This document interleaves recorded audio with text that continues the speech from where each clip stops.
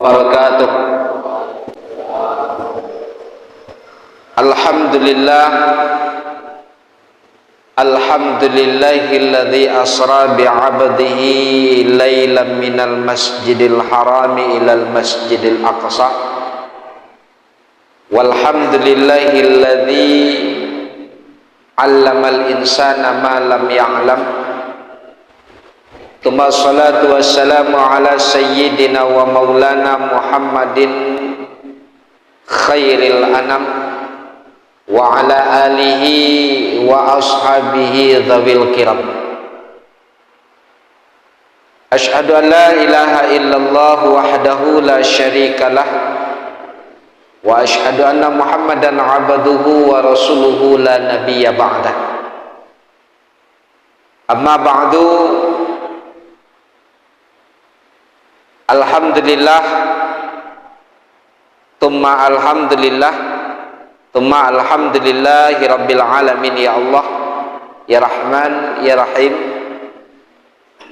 memuja dan memuji kita kepada Allah dengan tanpa bosan-bosannya. Ungkapan dan kalimat ini selalu kita lafazkan dengan harapan Allah memberikan keridhaannya kepada kita, sehingga dengan ridhanya Allah, maka apa yang Allah janjikan di dalam Al-Quran, la in syakartum la azidannakum, jika engkau bersyukur kepadaku, kata Allah, maka akan aku tambahkan.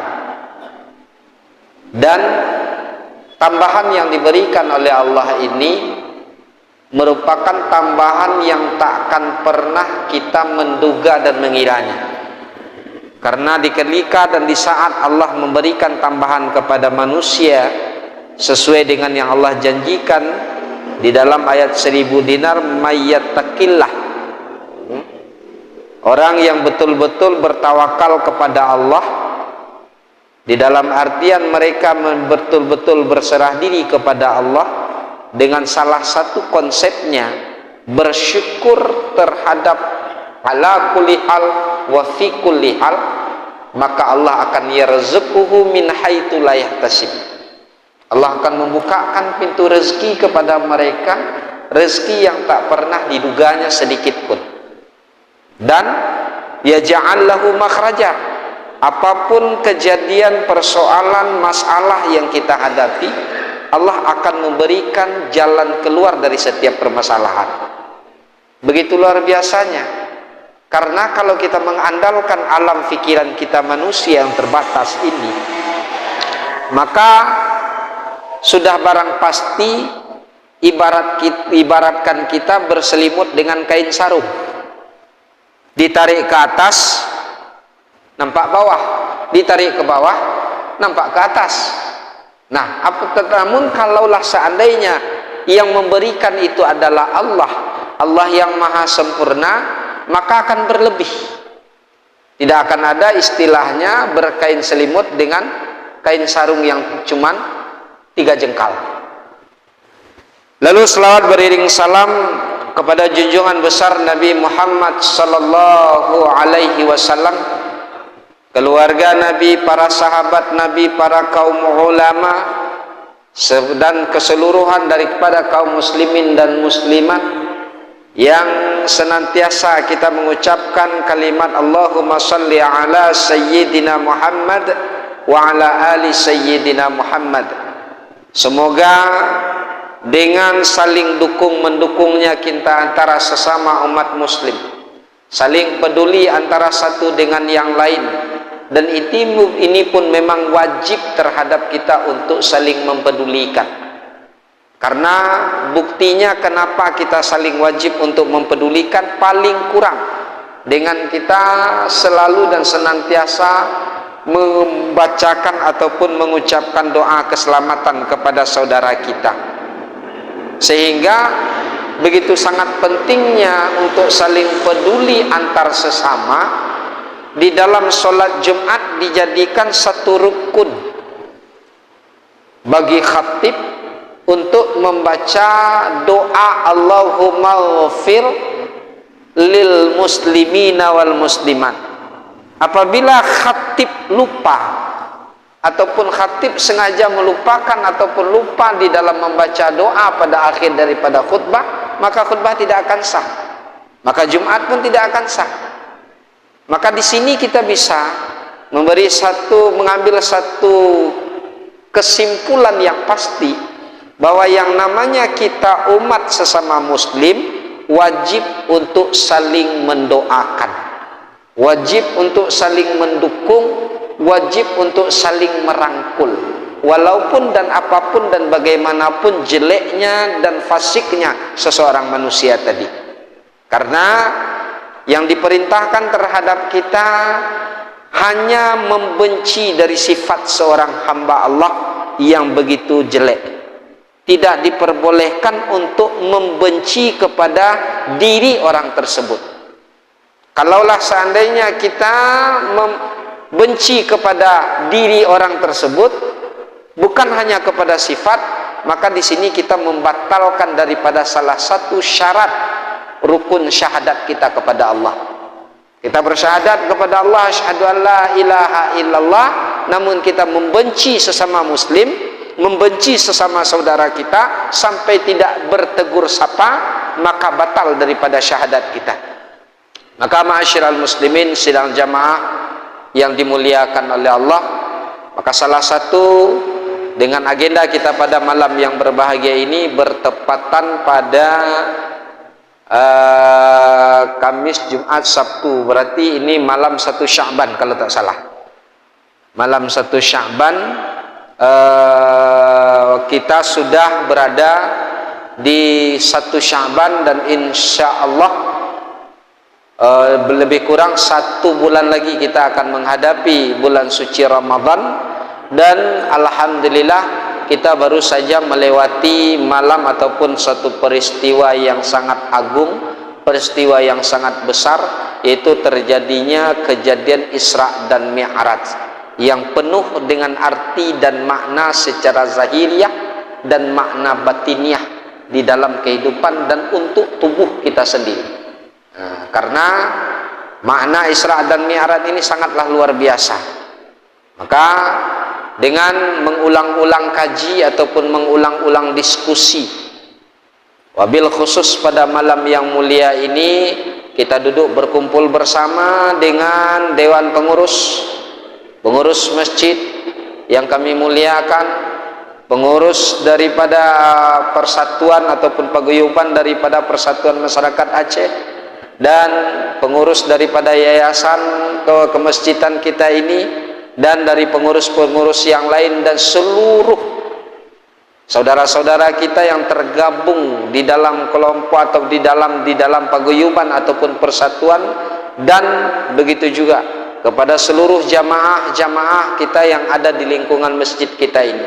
Semoga dan mudah-mudahan dengan hikmah yang Allah berikan di malam yang mulia ini, Allah akan membukakan pintu kalbu kita, pintu hati kita untuk lebih dan bisa menuju kepada hal yang lebih luar biasa lagi, dan dapat Allah titiskan dan dapat Allah titikkan di dalam kalbu kita, mendapatkan ataupun menemukan salah satu rahasia dan salah satu daripada intisari, salah satu daripada makna yang luar biasa dari kejadian Isra dan Mi'raj ini. Karena ibu dan bapak jamaah yang dimuliakan oleh Allah, ini salah satu hikmah yang luar biasanya juga kenapa terjadinya Isra dan Mi'raj ini pada bulan Rajab. Seandainya dijadikan di bulan Muharram kan bisa saja. Seandainya Allah skenariokan terjadinya di bulan Syawal bisa saja. Tetapi ini Allah skenariokan terjadinya di bulan Rajab. Nah, kalau kita mengurut daripada urutan-urutan bulan yang telah Allah aturkan dalam 1 tahun 12 bulan, setelah Rajab jatuh Sya'ban, setelah Sya'ban jatuh Ramadan, dan di dalam Sya'ban ada peristiwa ataupun kegiatan yang kita lakukan ataupun yang kita jadikan sesuatu yang mulia juga, yaitu malam nisfu Sya'ban. Di malam nisfu Sya'ban tersebut diistilahkan juga dengan malam Bara'ah. Kalau di dalam bahasa kampung kita dulu malam beruat. Malam beruat artinya kalau dalam dibahasakan dengan bahasa kita, malam saling ikhlas mengikhlaskan, ridha meridai, saling untuk melepaskan ikatan ataupun keterkaitan antara satu dengan yang lain, kecuali utang piutang.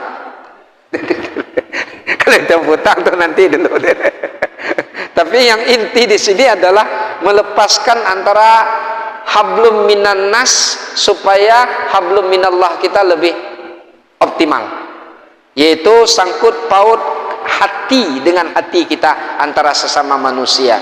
Dengan jalan apa? Dengan jalan kita laksanakan sholat di pada malam nisfu Sya'ban tersebut. Maka di sini terjadi khilafiyah para ulama tentang menceritakan ataupun menjelaskan yang namanya sholat nisfu Sya'ban. Namun dari sekian khilafiyah ulama, yang lebih masyhur dan lebih banyaknya ulama dan melaksanakan ataupun berpendapat bahwa pada malam nisfu Sya'ban tersebut yang dilaksanakan bukan sholat nisfu Sya'ban, tetapi melaksanakan sholat sunat mutlak setelah sholat maghrib. Setelah sholat maghrib laksanakan sholat sunat mutlak 2 rakaat dengan niat sengaja aku sholat sunat mutlak 2 rakaat karena Allah. Walaupun ada pendapat yang menyatakan bahwa adanya sholat nisfu Sya'ban, tetapi yang lebih masyhur dan lebih banyak mayoritas ulama menyatakan di sini adalah sholat sunat mutlak. Nah, sholat lagi, ini masalah sholat. Lalu dilanjutkan dengan bulan Ramadan.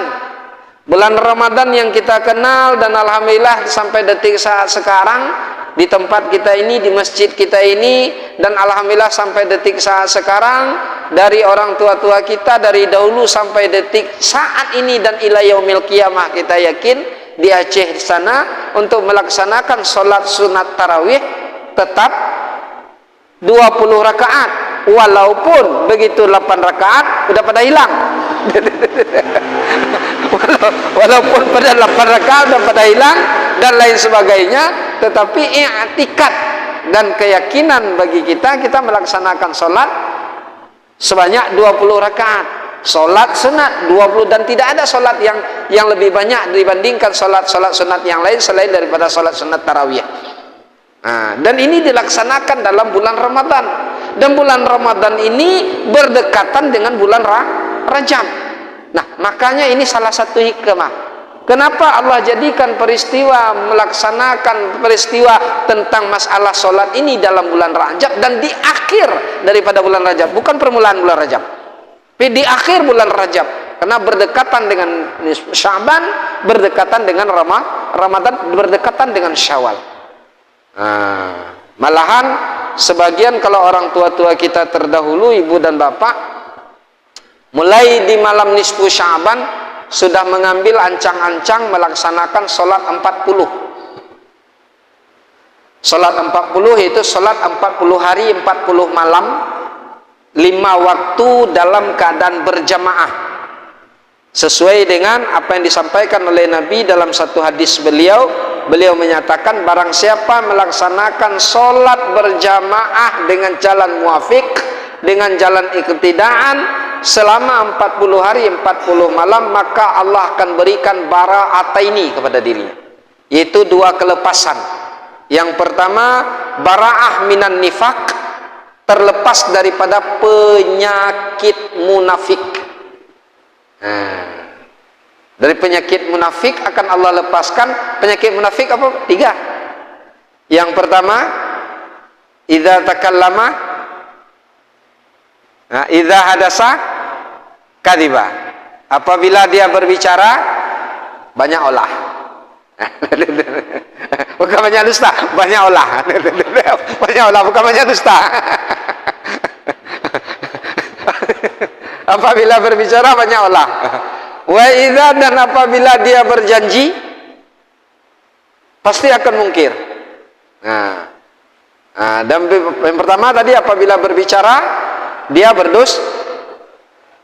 Kebanyakan terjadi, Pak. Idanya mentang rumah. Oka, kapa jalan.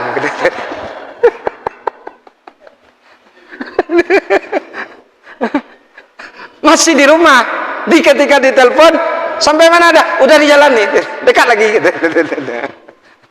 Ini contoh utama dan yang lumrah. Nah, apabila berjanji dia akan dusta. Apabila diberikan kepercayaan, dia akan berkhianat. Nah, 3 penyakit ini akan Allah lepaskan dari diri seseorang yang apabila orang tersebut melaksanakan sholat berjamaah. Paling kurang 40 hari 40 malam dipraktekkannya tanpa putus, maka Allah akan berikan kemudahan tersebut. Dan yang kedua, bara'ah minan nar, ataupun bara'ah min azabil qabri. Allah akan berikan kelepasan terhadapnya daripada api neraka ataupun daripada azab kubur. Ibu dan bapak jamaah yang dimuliakan oleh Allah. Lalu dikala dan di saat kita melihat dalil, dan dikala dan di saat kita melihat referensi ataupun penjelasan yang paling utama tentang kejadian Isra dan Mi'raj ini, mulai dari pada ayat yang pertama dalam surat Al-Isra ataupun Bani Israel ini di sini sudah menggambarkan, di sini sudah mencangkup seluruhnya. Dikarenakan pada contohnya pada kalimat awal Allah berkata dan Allah berfirman dengan kalimat Subhanalladzi, Maha suci Allah. Dan sesuai dengan peristiwa yang kita dengar selama ini dan kita baca di dalam buku-buku dan kitab-kitab, bahwa ketika Rasulullah Sallallahu Alaihi Wasallam ingin melaksanakan ataupun ketika dijemput pada kali pertama untuk Isra dan Mi'raj, dipertemukan oleh Allah. Allah menjadikan tamu yang mulia ke hadapan Allah. Allah terlebih dahulu mensucikan kalbu Rasul, mensucikan kalbu Rasul dengan jalan dioperasi oleh malaikat Jibril. Pada saat dibelah dadanya Nabi, cuman timbul pertanyaan, apa tak berdarah? Beda operasi malaikat dengan operasi manusia. Nah, dibelah dada Nabi, dikeluarkan kotoran dan dicuci dengan 3 mangkok air sumur Zam-Zam. Nah, cuci pertama, kedua dan ketiga. Dan inilah yang menjadi pedoman bagi kita, kenapa dikala dan di saat bersuci sunat 3 kali. Kenapa ketika kita mandi sunat 3 kali? Inilah salah satu pedomannya dan asbabnya kenapa dianjurkan 3 kali. Karena hati kalbunya Rasul pada saat itu dicuci setelah dioperasi dan dibuang kotorannya oleh malaikat Jibril pada saat itu dengan 3 mangkok air sumur Zam-Zam. Di sini sudah membuktikan Subhanalladzi, Maha suci Allah. Allah suci. Dan Allah akan mempertamukan seorang tamu yang mulia untuk menghadap kepada Allah. Sebelum Allah menerima tamu, Allah sucikan tamu tadi terlebih dahulu. Dengan Allah cucikan kalbunya Rasul. Dan sini pun menjadi satu ilmu bagi kita. Kenapa yang disucikan kalbu Rasul?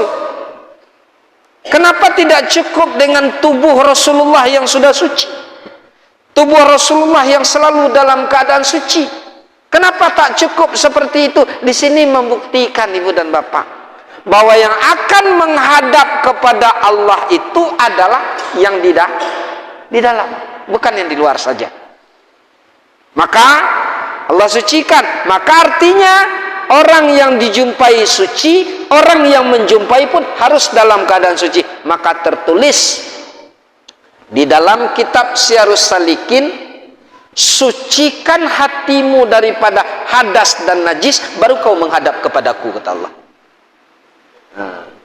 Tertulis dalam kitab Syarhus Salikin, sucikan hatimu, kalbumu daripada hadas dan najis, baru kau menghadap kepadaku.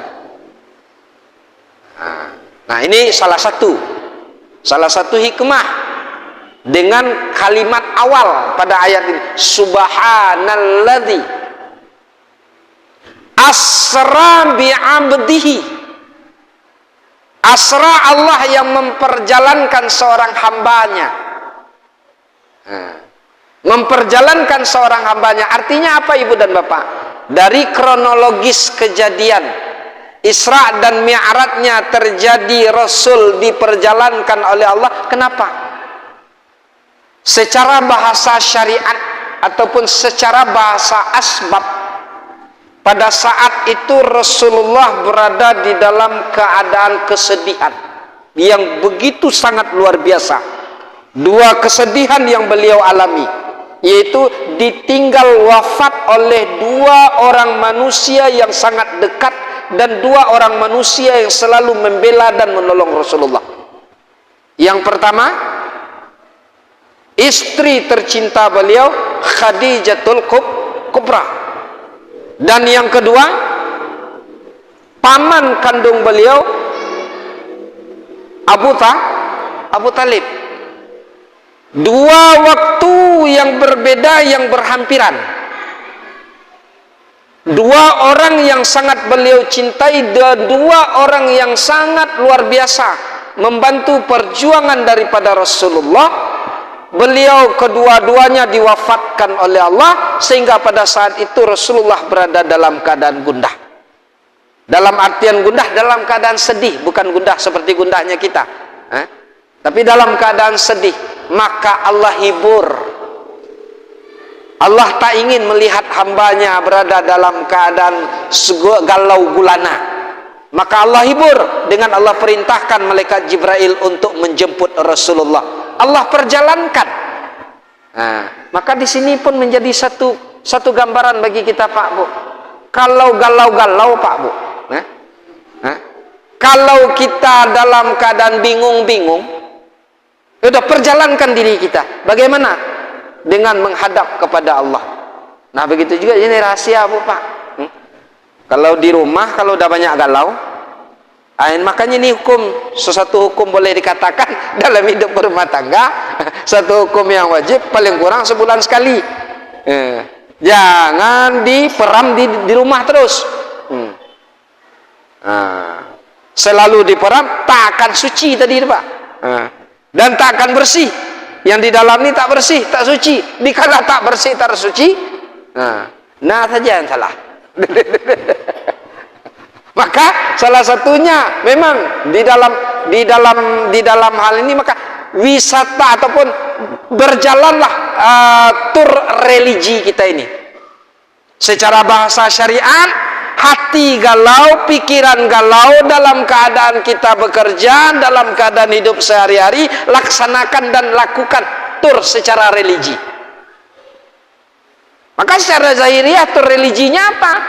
Bersilaturahmi kita ke tempat guru-guru kita, ke tempat para ulama, ke tempat orang-orang yang alim, orang yang lebih bijak dengan kita. Religilah kita ke tempat-tempat yang ke tempat-tempat para orang-orang yang terdahulu, yang baik-baik dan bagus-bagus. Religi kena Bali. Yang pertama galau, pengabe, utak tambah kacau. Religi Bali. Puncak Bandung. Nah, ini salah satu hikmah.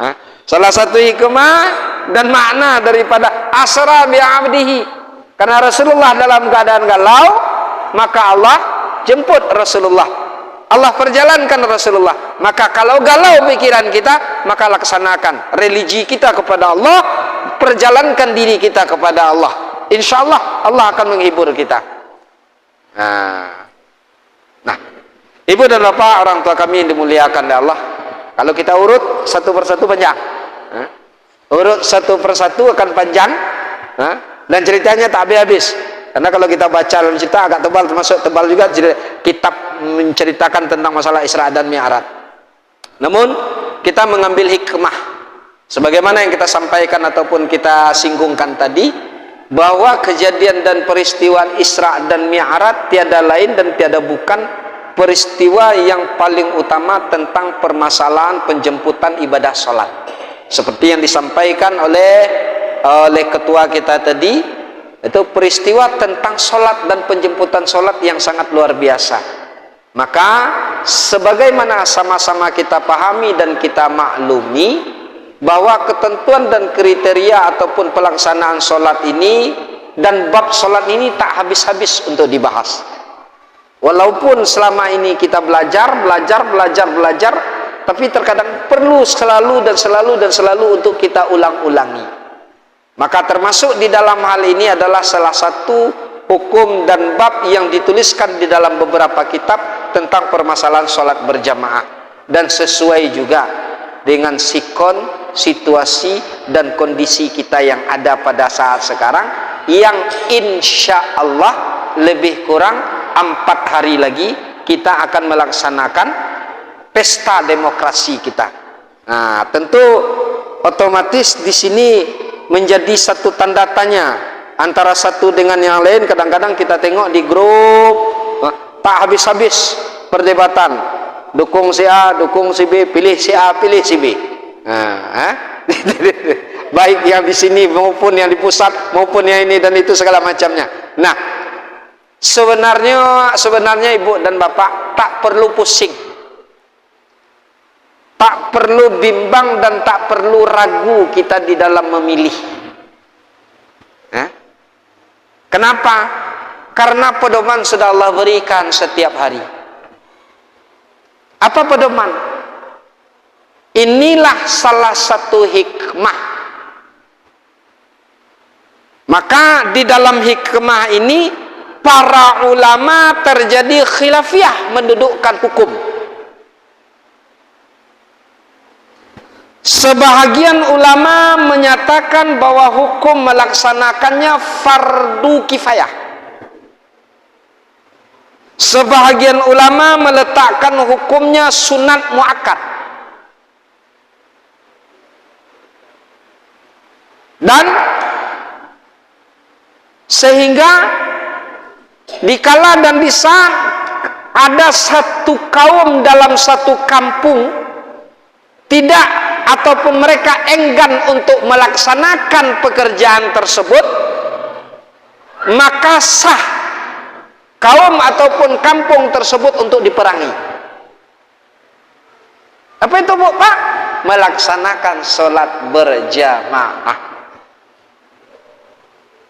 Dalam berjamaah disinilah sebenarnya tuntunan dan tatanan serta aturan dan SOP yang telah diatur. Disinilah menggambarkan bagaimana seorang masyarakat, bagaimana sekelompok masyarakat seharusnya, dan bagaimana sikap masyarakat tersebut seharusnya, dan bagaimana seorang pemimpin, seorang imam itu seharusnya, dan bagaimana seorang imam itu untuk diangkatnya.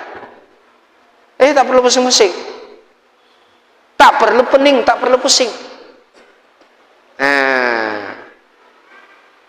Dan Rasulullah telah menjelaskan bahwa di dalam melaksanakan sholat berjamaah, sebagaimana yang kita sampaikan tadi, 40 hari 40 malam kita laksanakan sholat berjamaah dengan jalan jamaah yang muafik, maka Allah berikan kelepasan. Nah, ibu dan bapak orang tua kami dimuliakan Allah, makanya dianjurkan sangat banyak dalil hadis, dalil ayat yang mencantumkan kepada kita tentang pelaksanaan sholat berjamaah. Di dalam sholat berjamaah mempunyai SOP dan ketentuan. Apa SOP dan ketentuan? Imam terutama terlebih dahulu. Sebenarnya imam ini, Bu, Pak, orang yang menyodorkan diri atau orang yang diangkat?